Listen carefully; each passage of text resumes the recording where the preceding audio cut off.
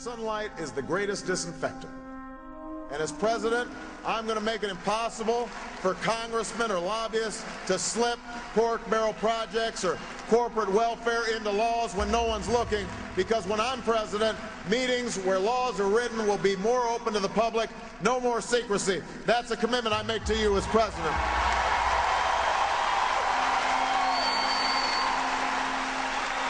No more secrecy.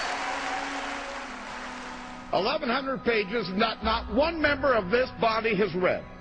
Not one. There may be some staffer over at the Appropriations Committee that read all of this last night. I don't know how you could read 1,100 pages between midnight and now. Not one member's read this.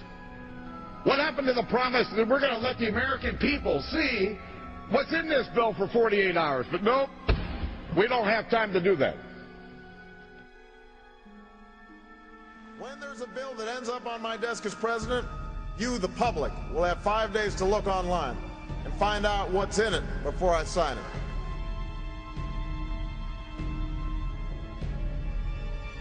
We want to be partners with you. We want to help you rebuild your country, but we're not going to be able to do it simply by sending more and more young men and women.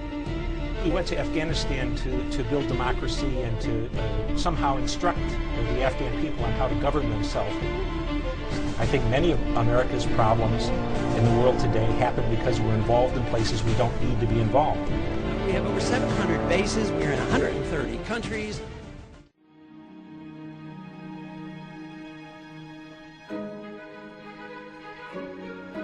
In fact, Senator McCain never said he wanted 100 more years of war. He just felt American troops should be a long-term presence the way they are in Japan and South Korea. So are you willing to admit that you have distorted his statements? That's just not accurate, Meredith. We can pull up the quotes on YouTube. What John McCain was saying was that he is willing to send our troops into another 100 years of war in Iraq. We've been in Japan for 60 years. We've been in South Korea for 50 years or so. That'd be fine with me as long as Americans are not being injured or harmed or wounded or killed. In fact, Senator McCain never said he wanted 100 more years of war. He just felt American troops should be a long-term presence the way they are in Japan and South Korea. So are you willing to admit that you have distorted his statements? That's just not accurate, Meredith. We are bogged down in a war that John McCain now suggests might go on for another 100 years. We've been in Japan for 60 years. We've been in South Korea for 50 years or so. That'd be fine with me as long as Americans are not being injured or harmed or wounded or killed. Then it's fine with me. I hope it will be fine. In fact, Senator McCain never said he wanted 100 more years of war. He just felt American troops should be a long-term presence the way they are in Japan and South Korea. So are you willing to admit that you have distorted his statements? That's just not accurate, Meredith. We can pull up the quotes on YouTube.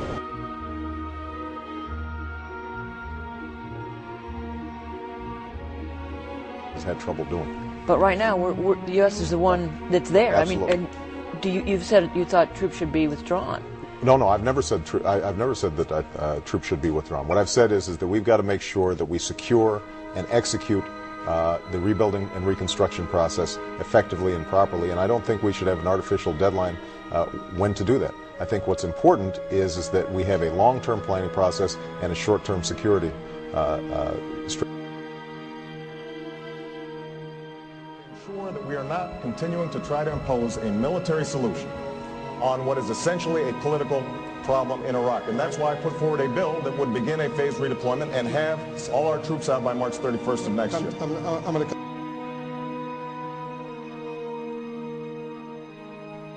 Will you pledge that by January 2013, the end of your first term, more than 5 years from now, there will be no U.S. troops in Iraq?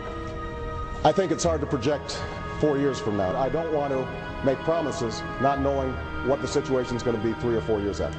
And have all our troops out by March 31st of next year. I don't want to make promises not knowing what the situation is going to be 3 or 4 years after.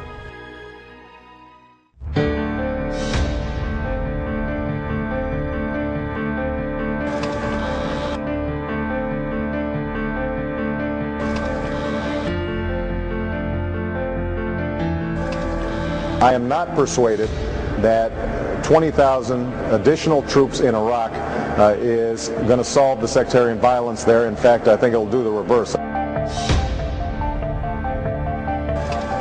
And I said at the time, when I opposed the surge, that given how wonderfully our troops perform, if we place 30,000 more troops in there, then we would see an improvement in the security situation and we would see a reduction in the violence.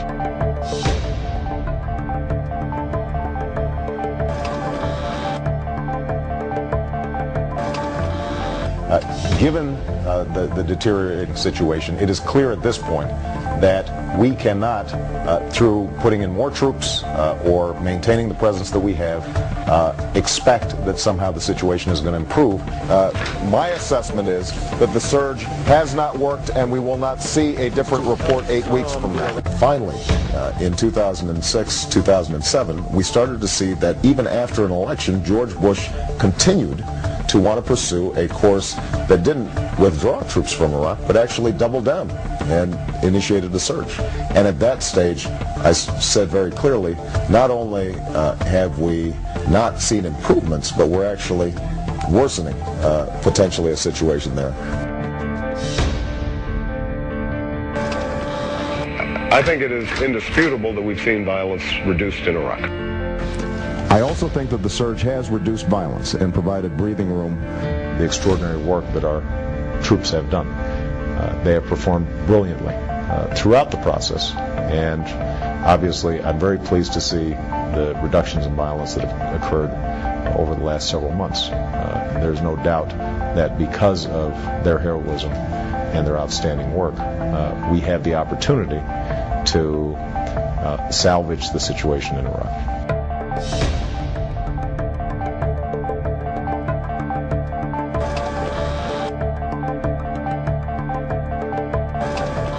Let me be clear.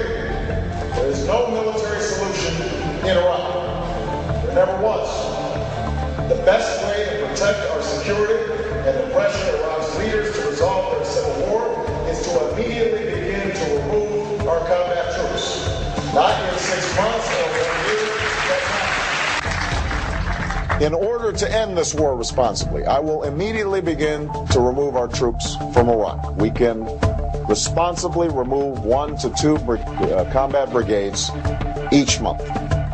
If we start with the number of brigades we have in Iraq today, we can remove all of them in 16 months.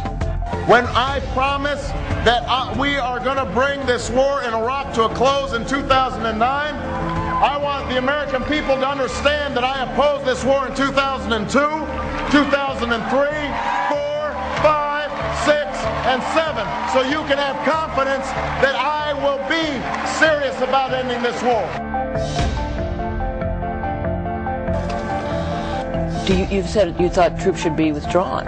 No, I've never said that troops should be withdrawn. What I've said is that we've got to make sure that we secure and execute the rebuilding and reconstruction process effectively and properly, and I don't think we should have an artificial deadline when to do that. A hard and fast, arbitrary deadline for withdrawal offers our commanders in the field and our diplomats in the region insufficient flexibility to implement that strategy.